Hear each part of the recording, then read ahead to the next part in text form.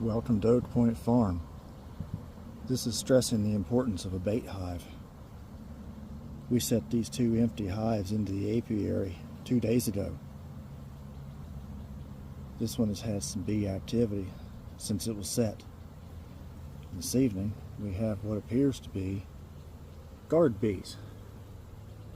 They're not. The hive is empty. But they appear to either have wax or pollen on their back legs, which is a very promising sight. We'll see what happens. Hoping for more bees, of course. Until then, thanks for watching.